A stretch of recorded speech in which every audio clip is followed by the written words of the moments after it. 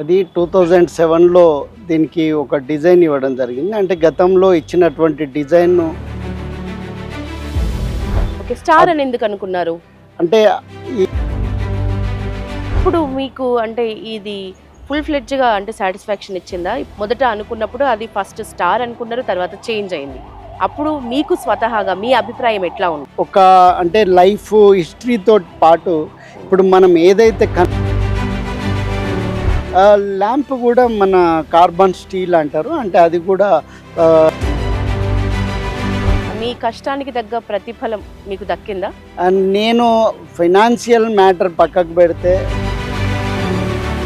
కళ్ళకి రాదు. ఈ రౌండ్ షేప్ ద్వారా ఒక లైట్ ఇటు వచ్చి నేను చేసిన తొలి తెలంగాణ శకటం ఢిల్లీలో దానికి కూడా ఎన్నో ఇబ్బందులు పడ్డా. సో అప్పుడు రాష్ట్రం ఒక్కటే, తెలంగాణ తల్లి విగ్రహాలు మాత్రం రెండు. ఒక విగ్రహం చేతిలో బతుకమ్మ వైభవం, మరొక విగ్రహం చేతిలో అభయహస్తం. ఒకరు దేవత, మరొకరు సగటు అమ్మ. ఉద్యమ ఆకాంక్ష ఒకటైనప్పుడు తెలంగాణ తల్లి విగ్రహాల రూపాల్లో మాత్రం వైరుధ్యం ఎందుకు? ఈ విషయం పైన ఒక క్లారిటీ ఇవ్వదగిన మనిషి అంటూ ఒకళ్ళు ఉన్నారంటే అది ఖచ్చితంగా ఆ విగ్రహాల రూప శిల్పి అయిన ఎంవి రమణారెడ్డి గారే అవుతారు. అలాగే ఇప్పుడు మనం కూర్చున్న అమర జ్యోతి, తెలంగాణ అమరవీరుల జ్యోతి రూప శిల్పి కూడా మన ఈనాటి గెస్ట్ ఎంవి రమణారెడ్డి గారే. ఈనాటి మన గెస్ట్తో మనం మాట్లాడదాం. నమస్తే రమణారెడ్డి గారు. నమస్కారం అండి. మొదట కాంట్రవర్సీ క్వశ్చన్తోనే స్టార్ట్ చేస్తా.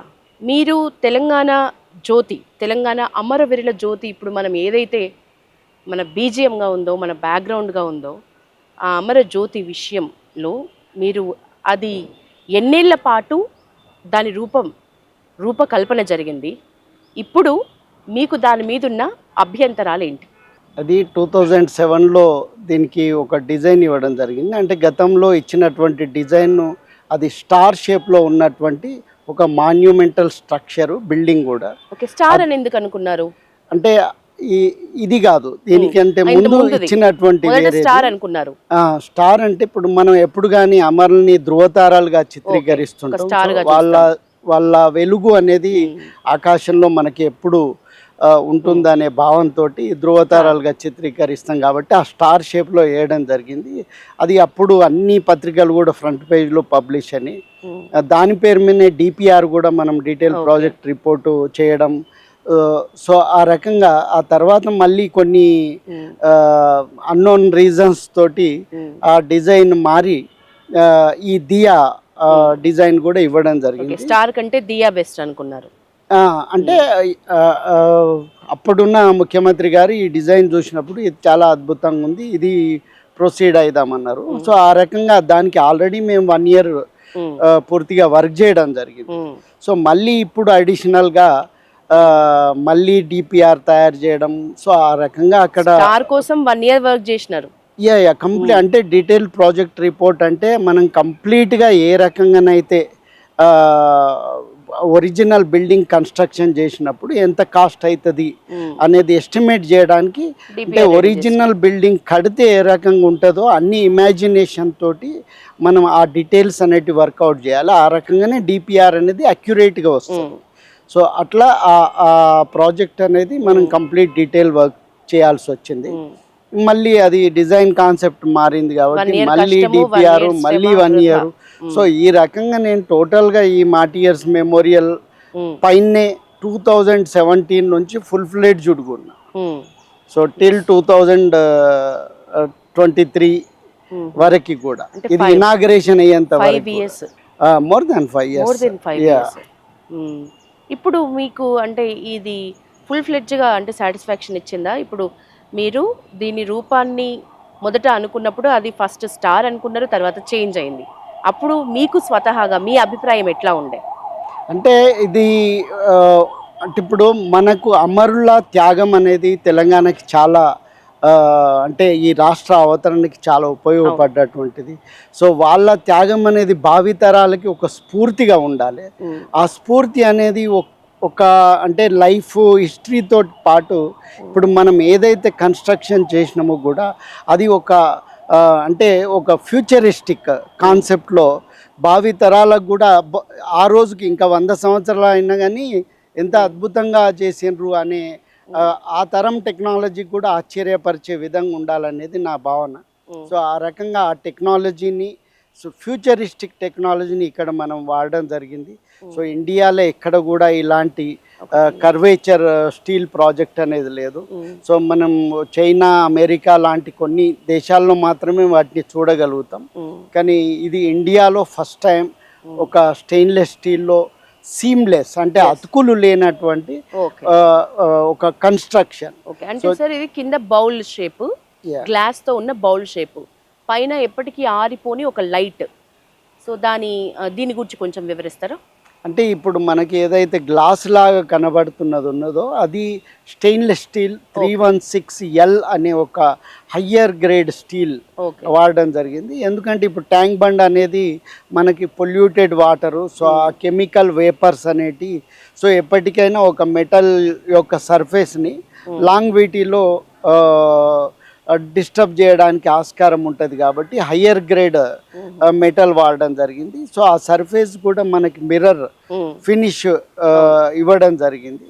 సో ఇది ఎప్పటికీ పాడు కాకుండా లైఫ్ టైం వర్క్ అన్నట్టు. సో అన్ని ప్రికాషన్స్ తోటి ఈ డిజైన్ అనేది చేయడం జరిగింది.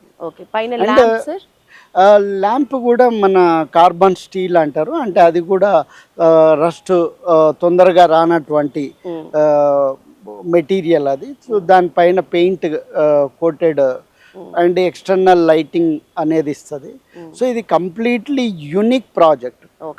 సో నేను దీని గురించి నా స్వయంగా అంటే ఈ ప్రాజెక్ట్ యొక్క రిజల్ట్ అనేది నా మీద డిపెండ్ అయి ఉంటుంది. ఎందుకంటే అది స్కల్ప్చరల్ వర్క్. మన దగ్గర కన్స్ట్రక్షన్ అంటే ఎంత పెద్ద బిల్డింగ్లు అయినా కానీ మనకు ఆ టెక్నాలజీ ఉంది, కాంట్రాక్టర్స్ ఉన్నారు, సో మనకు ఆ ఫిజిబిలిటీ ఉంది ఇండియాలో. కానీ ఇది ఒక కంప్లీట్ డిఫరెంట్ ఛాలెంజింగ్ జాబ్ కాబట్టి ఇది ఒక స్కల్ప్చర్ అండ్ ఆర్కిటెక్చర్, ఇంజనీరింగ్ అన్ని మేళవింపుతోటి ఉన్నటువంటి కన్స్ట్రక్షన్ ఇది. సో కాబట్టి ఆ ఛాలెంజెస్ని నేను చైనాకి వెళ్ళి, జపాను, ఇంకా దుబాయ్ ఇలాంటి అన్ని దేశాల్లో తిరిగి సో మన దగ్గర ఉన్నటువంటి టెక్నాలజీని ఏ రకంగా మనం మోల్డ్ చేసుకోవచ్చు అనే విధంగా సో అదంతా స్టడీ చేసి అప్పుడు చేయడం జరిగింది. మీ కష్టానికి తగ్గ ప్రతిఫలం మీకు దక్కిందా? నేను ఫైనాన్షియల్ మ్యాటర్ పక్కకు పెడితే ఒక జీవిత కాలంలో ఒక కళాకారుడు కోరుకునేటువంటి ఒక పర్మనెంట్ స్ట్రక్చర్ అనేది అది నా చేతుల మీదుగా సో నా ఇన్స్ట్రక్షన్లో జరిగిన ఒక గ్రేటెస్ట్ సాటిస్ఫాక్షన్ అయితే 100%. అది ఇచ్చే సందేశం ఏంటి సార్? మీ అభిప్రాయం ప్రకారం తెలంగాణ అమర జ్యోతి ఇస్తున్న సందేశం ఏంటి? అంటే ఇప్పుడు ప్రపంచంలో ఏ మతమైనా, ఏ కులమైనా, ఏ ప్రాంతమైనా మనం ఎప్పుడు అమరులకి లేకుంటే చనిపోయిన వాళ్ళకి ఒక దీపం ద్వారా ట్రిబ్యూట్ చెప్పడం అనేది ఒక సాంప్రదాయం. అది ఇప్పుడు మనం వాళ్ళ అమరత్వం అనేది భావితరాలకి ఒక జ్యోతిలా ఒక వెలుగునిస్తుంది. సో ఆ వెలుగుని చూపించడం ఒకటైతే ఈ అమరులని మనం నిరంతరం జ్ఞాపకం చేసుకోవడానికి కోసం నిరంతరం వెలిగేటువంటి ఒక దీపం అన్నట్టు. సో ఆ రకంగా ఇక్కడ ప్రజెంట్ చేయడం జరిగింది. నెక్స్ట్ టాపిక్ తెలంగాణ తల్లి. తెలంగాణ తల్లి దేవతలాగా ఉండడం కరెక్టా, ఇంట్లో మన అమ్మలాగా ఉండడం కరెక్టా మీ అభిప్రాయం ప్రకారం? అంటే ఇప్పుడు మనము జీవించేటువంటి జీవితం మనది. సో మనకు దేవత అనేది ఆపదలకు, బాధలకు, ఒక ఆశ కోసం, ఒక మనం కోరికలు కోరుకోవడానికి ఈ రకంగా మనం దేవతామూర్తుల్ని ఏ రకంగానైతే మనం గౌరవిస్తామో, ఏ రకమైనైతే మన కోరికల్ని కోరుకుంటాము. సో ఆమె ఒక డిఫరెంట్ కాన్సెప్ట్. తల్లి అనేది మన ఇంట్లో ఉన్నటువంటి, సో మనలో భాగము, మన జీవితంలో భాగము, మన సంస్కృతిలో భాగము. ఈ రెండు అంశాలు.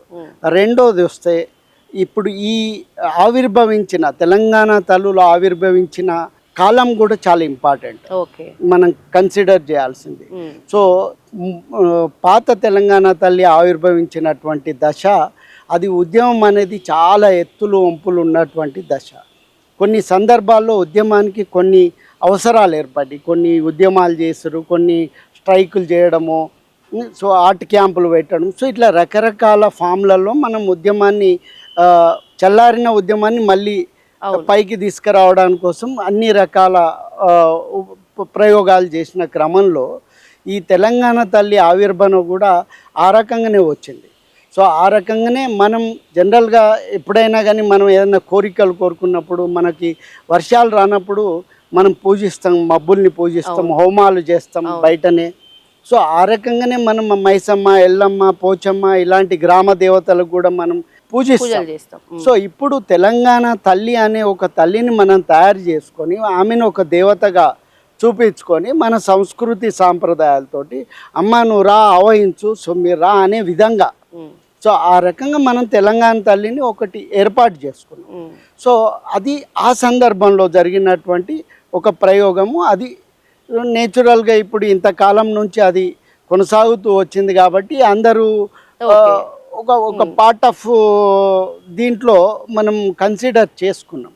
కానీ ఇప్పుడు ఉన్నటువంటి మన గౌరవ ముఖ్యమంత్రి రేవంత్ రెడ్డి గారి ఆలోచనల మేరకు, సో ఆయనే స్వయంగా కూడా కళాకారుడు, సో ఆయనకి మంచి అభిరుచి, మంచి నాలెడ్జ్ ఉంది. సో ఆయన ఉద్దేశంలో ఏంటంటే ఇది ప్రజలు సాధించుకున్నటువంటి, ప్రజలు తెచ్చుకున్నటువంటి పోరాటాల ద్వారా తెచ్చుకున్నారు, ఆత్మాహుతులు జరిగినాయి, ఎంతో అమరులైనరు ఎంతోమంది.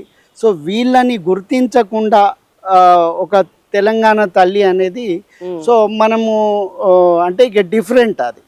సో కాబట్టి మనం ఈ కొత్త శిల్పంలో అమరులకి ఒక ప్రాధాన్యత ఇవ్వాలి.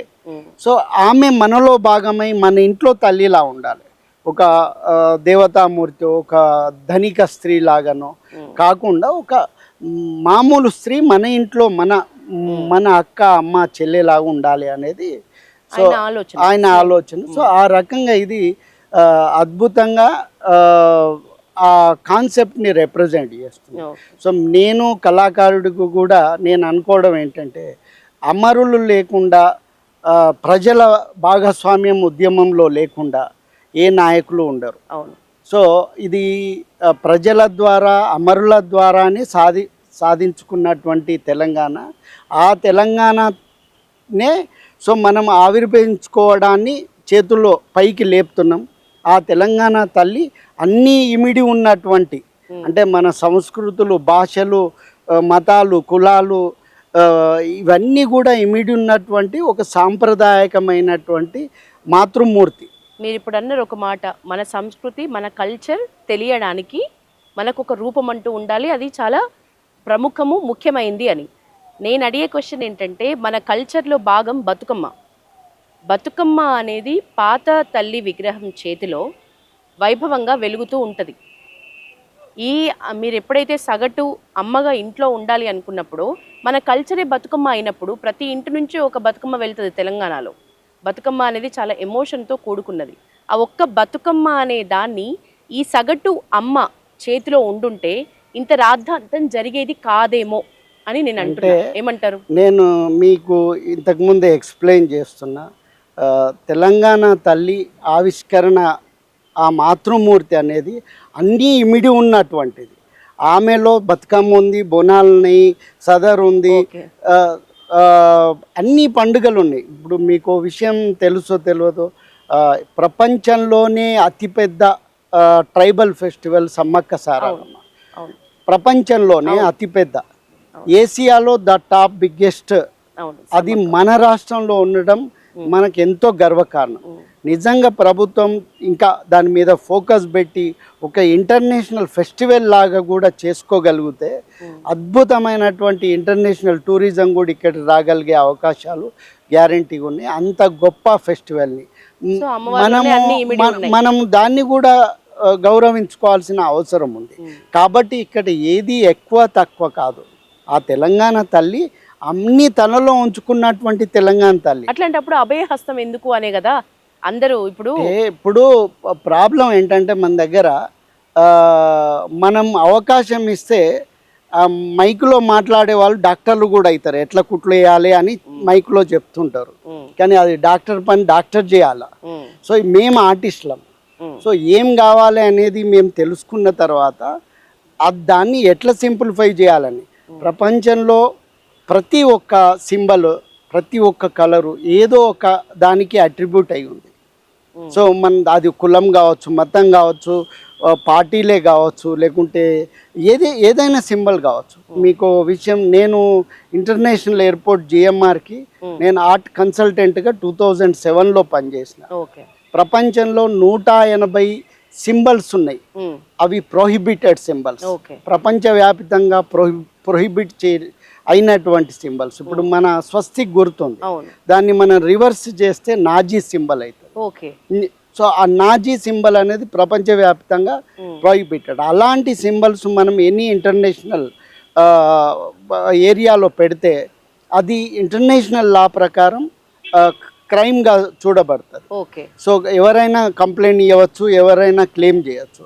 సో కాబట్టి ఇది మనము ఈ సింబల్స్ని ఏదో ఒక దానికి ఆపాదించాలనుకున్నప్పుడు ఎవరైనా ఏ రకంగా చూడొచ్చు. ఈ రకంగా చూస్తే మరి లక్ష్మీదేవి, బుద్ధుడు, మన సరస్వతి మాత వీళ్ళంతా కాంగ్రెస్ కాదు, వాళ్ళందరూ కూడా దేవతామూర్తులు. సో కాబట్టి ఇక్కడ మేం చెప్పేది ఏంటంటే, ఒక కళాకారుడిగా ఆమె ఏదైతే అమరుల నుంచి, ప్రజల నుంచి వచ్చినటువంటి తెలంగాణ తల్లి, ఈ అమరులు దేనికోసం ఆత్మార్పణ చేసినారు? వాళ్ళ కోసం కాదు, వాళ్ళ భావి తరాల కోసం ఆత్మార్పణ చేసుకున్నారు. కాబట్టి ఈ భావి తరాలకి ఆ తెలంగాణ తల్లి ఒక అభయాన్ని ఇస్తుంది, అంతేగాని హస్తాన్ని ఇవ్వట్లేదు. సో అభయాన్ని ఇస్తుంది. సో అది మిస్ఇంటర్ప్రిటేషన్స్ ఏ ఫామ్లోనన్నా చేసుకోవడానికి అన్ని స్కోప్స్ ఉంటాయి. కానీ వాస్తవికతలో చూసినట్టయితే మా కళాత్మక దృష్టిలో అది ఎలాంటి ఉద్దేశాలతోటో రాజకీయ కోణాల నుంచో చేసినటువంటిది కాదు. తెలంగాణ ఉన్నన్ని రోజులు, తెలంగాణ రాష్ట్రం అని పలికినన్ని దినాలు, తెలంగాణ ఉద్యమం గురించి మాట్లాడుకున్నన్ని రోజులు మారని పేర్లు, మారని రూపాలు ఉన్నాయంటే ఇప్పుడు మీరు తయారు చేసిన తెలంగాణ తల్లి విగ్రహము, ఇలాంటి అమర జ్యోతి, ఇట్లాంటి విగ్రహాలు మీరు ఎన్నో ఒక ఆర్టిస్ట్గా ఇప్పటివరకు చేసి ఉంటారు. మీ ఫేవరెట్ అంటే ఏం చెప్తారు? డెఫినెట్లీ నాకు అమరజ్యోతి అనేది చాలా అంటే దాంట్లో పూర్తిగా లీనమై చేసినప్పుడే అలాంటి ఒక ఛాలెంజింగ్ జాబ్ సక్సెస్ కావడానికి ఆస్కారం ఉంటుంది. అది ఇంకా 100 సంవత్సరాలైనా దీన్ని బీట్ చేసి ఏదన్నా వస్తుందని నేను అనుకోను. సో అంత ఎఫర్ట్ అది జరిగింది కాబట్టి డెఫినెట్లీ. ఓవరాల్ ఎంత ఖర్చు అయి ఉంటుంది సార్ అమరజ్యోతి? ఇది 179 crores కానీ 135 crores ఏదో జరిగింది. Okay okay.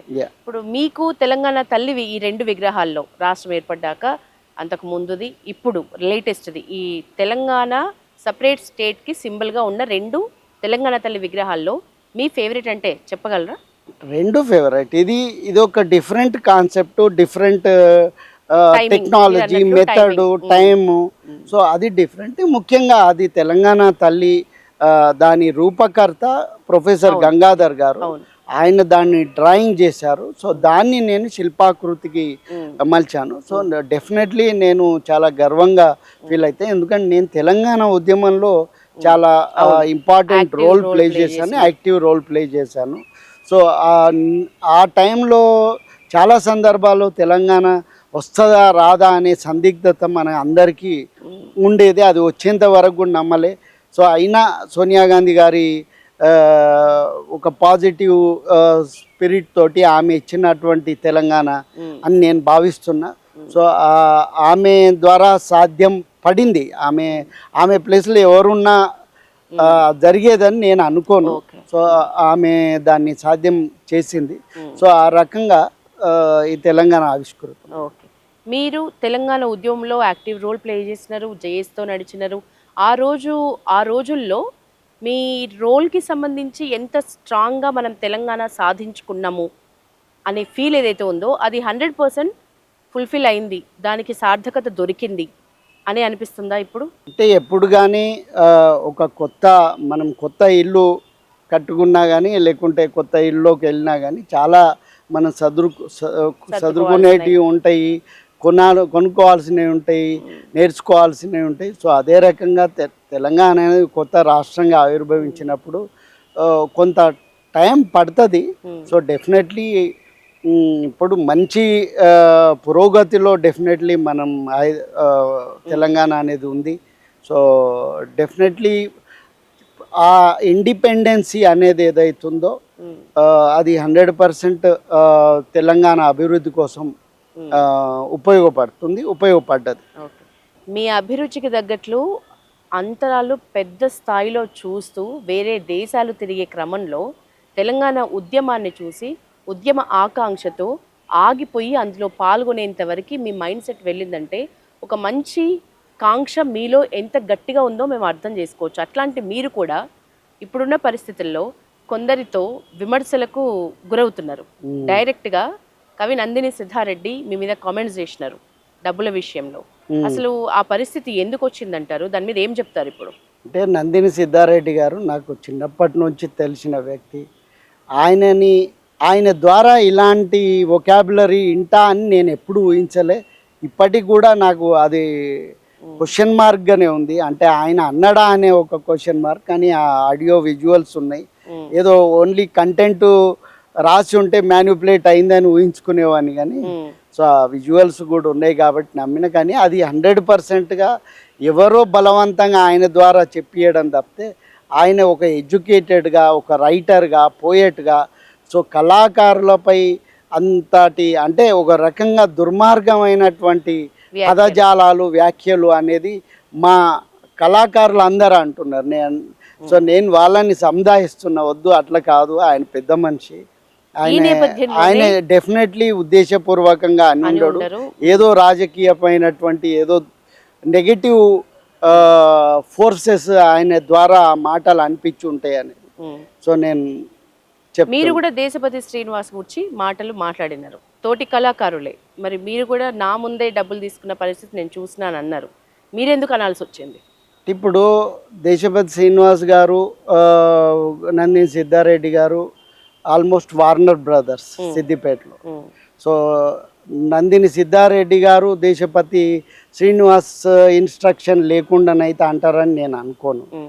సో కాబట్టి డెఫినెట్లీ ఒక వర్గం నుంచి నా మీద నా క్యారెక్టర్ డిఫేమ్ చేయడానికి ప్రయత్నించినప్పుడు, సో నేను చెప్పే దాంట్లో, వాళ్ళు చెప్పే దాంట్లో అబద్ధాలు ఉన్నాయి, నేను చెప్పే దాంట్లో వాస్తవం ఉంది.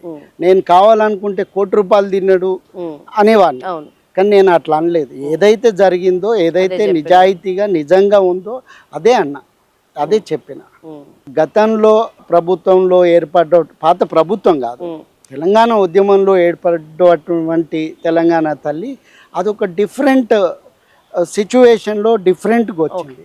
నిజంగా గత ప్రభుత్వం దానికి ఒక లీగల్ శాంక్టిటీ ఇచ్చి ఉంటే, ఒక ఇప్పుడు ఎట్లనైతే మనం చిహ్నాలని పాలపీట ఇవన్నీ కూడా తీసుకున్నట్టు అందులోనే ఇది ఒక జీవో తీసుకొని ఉంటే, ఇప్పుడు నేను అనుకోను ఇప్పుడు కొత్త ప్రభుత్వం ఏదో దాన్ని మారవాలనే ఆలోచన 100% చేయకపోతారని. ఇప్పటికైనా చేయాల్సింది ఏంటంటారు? ఇట్లాంటి దుమారాలు, ఇట్లాంటి తెలంగాణ తల్లి విగ్రహాల్లోనే కాదు ఎక్కడైనా సరే ఇట్లాంటి ఒక కాంట్రవర్సీ అవ్వకుండా ఉండాలి అంటే ఇప్పటికైనా చేయాల్సింది ఏంటంటారు? అంటే మనం 2 విషయాలు ఆలోచించాలండి. సో ఇక్కడ సరే అది మార్పడము అనేది ఒక క్వశ్చన్. సో అది ఒకవేళ మార్చిన దాంట్లో కూడా మంచిది కనబడ్డది అనుకోండి, దాన్ని కాంట్రవర్సీ చేయడం కూడా అనవసరం కదా. సో నేను అదే అంటున్నా, ఇప్పుడు లీగల్గా నిజంగా ఒక శాంక్టిటీ ఇచ్చి ఉంటే, ఒక జీవో ఇచ్చి ఉంటే ఆ క్వశ్చన్ అనేది రాకపోయేది. నిజంగా ఆ మార్పు చేయాలనే ఆలోచన కూడా దురుద్దేశపూర్వకంగా అనిపించడానికి ఆస్కారం ఉండేది. కానీ ఇప్పుడు అది అవకాశం మనం కల్పించిన తర్వాత ఆ మార్పు జరిగింది. ఇప్పుడు గౌరవ ముఖ్యమంత్రి రేవంత్ రెడ్డి గారి ఆలోచనలో ఇది ప్రజా తెలంగాణ తల్లిలా ఉండాలనే ఆ భావన ఉంది. అది సో ఆయనకు ఆ హక్కు కూడా ఉంది కదా.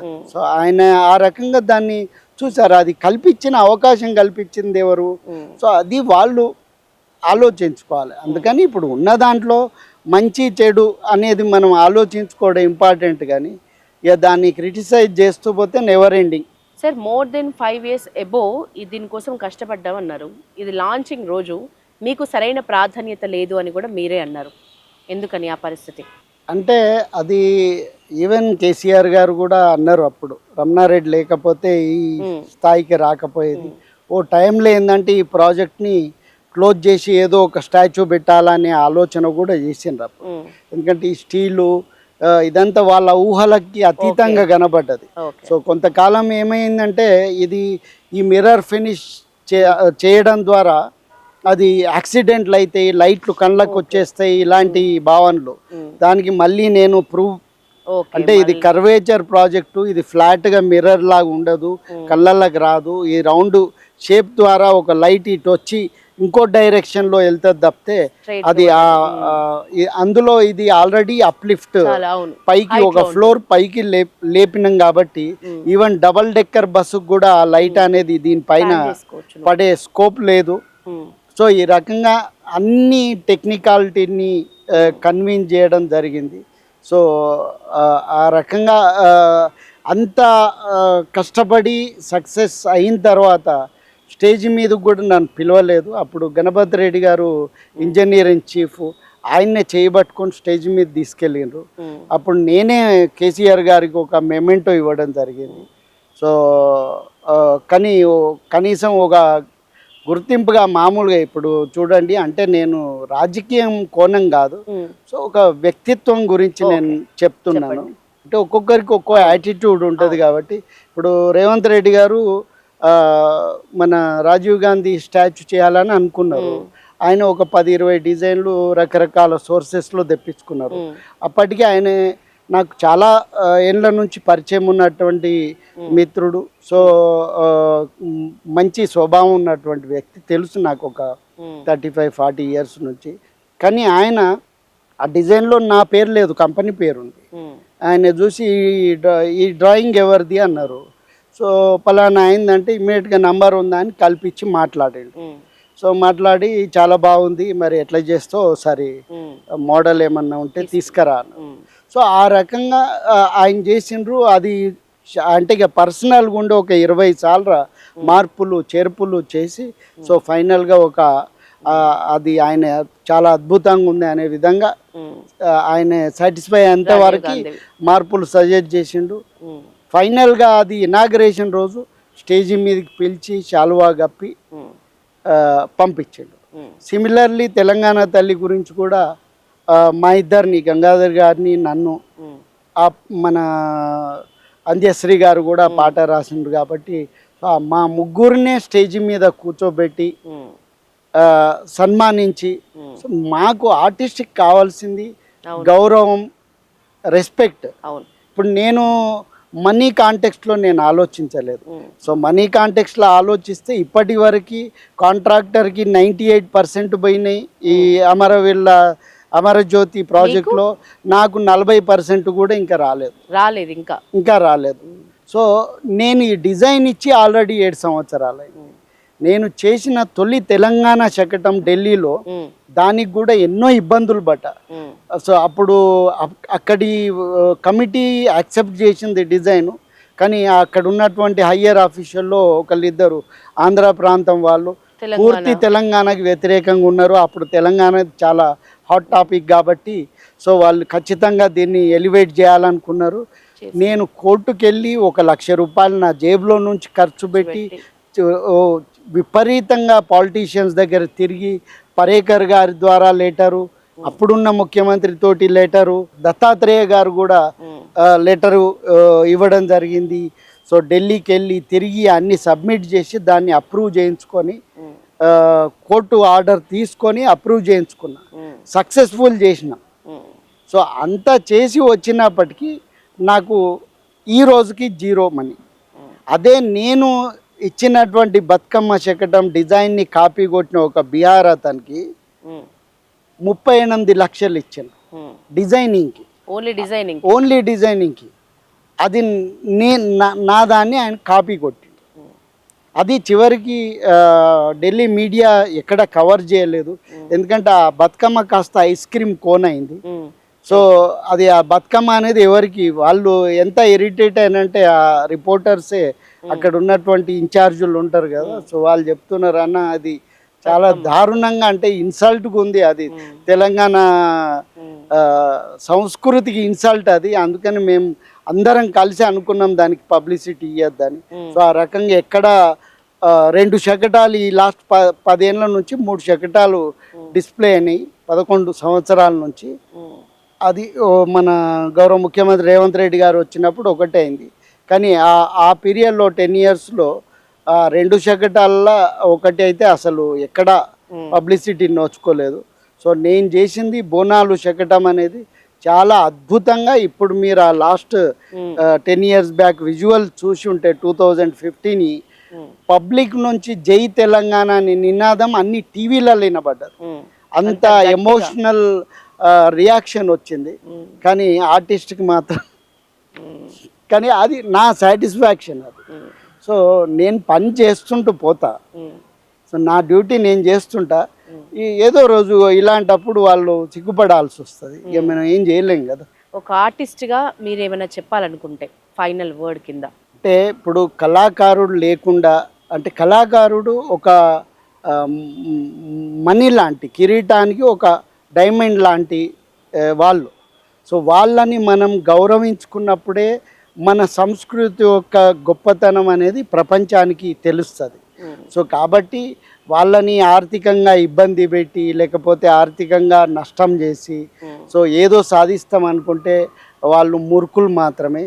ఎప్పటికైనా అలాంటి నెగటివ్ మైండ్ సెట్ అనేది ఎప్పటికైనా తెలిసిపోతుంది. కాబట్టి ఎవరైనా కళాకారుని గౌరవించుకోవాలి. మనం యూరోపియన్ దేశాల్లో చూస్తున్నట్టయితే సో వాళ్ళు కళకి అపర బ్రహ్మలాగా కళాకారులను చూస్తారు. నేను జర్మనీలో ఉన్నప్పుడు ఎక్కడ ఏ ఫంక్షన్కి వెళ్ళినా ఇండియన్ రిలేటెడ్ ఏదైతే ఫంక్షన్స్ ఉంటాయో నన్ను ఒక కల్చరల్ అంబాసిడర్ లాగా స్టేజ్ మీద కూర్చోబెడతారు. సో అది మనం బయట నేర్చుకోవాల్సిన అవసరం ఉందని అనుకుంటున్నాను. అదే బయట తగ్గుతున్న ఆదరణ మన దగ్గర కొరబడుతున్నదని చెప్తున్నారు మీరు డైరెక్ట్గా. అంటే నేర్చుకోవాలి. Everything process of learning. మనం చాలా అభివృద్ధి చెందుతున్నాం ప్రపంచంతో పాటు. సో అన్ని విధాలుగా కూడా మనం నేర్చుకొని ఇంకా ముందుకు ఎదగడం మంచిది. ఫైనల్ క్వశ్చన్ సార్, మీ చేతిలో ప్రస్తుతం ఉన్న ప్రాజెక్ట్స్ ఏంటి? అప్కమింగ్ మేమైనా కొత్తగా మీ చూడబోతున్నామా? ఏం లే, అతి త్వరలో నా బుక్ ఒకటి గతంలో లాస్ట్ ఇయర్ అమెరికాలో అన్వెయిలింగ్ అయింది. అది ఆల్రెడీ 4 ప్లేసెస్ అమెరికాలో ఇనాగ్రేషన్ జరిగింది. So Telangana development form and state art gallery, Telangana industrialist federation, so వీళ్ళంతా కలిసి ఆ బుక్ స్పాన్సర్ చేసి సో టీడీఎఫ్ వాళ్ళు నన్ను అమెరికాకి తీసుకెళ్ళి అక్కడ బుక్ ఇనాగ్రేషన్ చేయించి పంపించారు. ఆ బుక్ని ఇప్పుడు హైదరాబాద్లో కూడా అన్వెయిల్ చేయాలని ప్రస్తుతం మీరు ఆ థాట్లో ఉన్నారు. ఎస్ సార్, మీ ఆలోచన తగ్గట్లు ఇంకా మరెన్నో మేము ఇట్లాంటి అద్భుతాలు మీ నుంచి చూడాలని మా పల్లవి టీవీ తరఫున మనస్ఫూర్తిగా కోరుకుంటున్నా. ఈరోజు మీ వాల్యుబుల్ టైం మాకు కేటాయించినందుకు ధన్యవాదాలు సార్. థ్యాంక్ యూ అమ్మా. Thank you.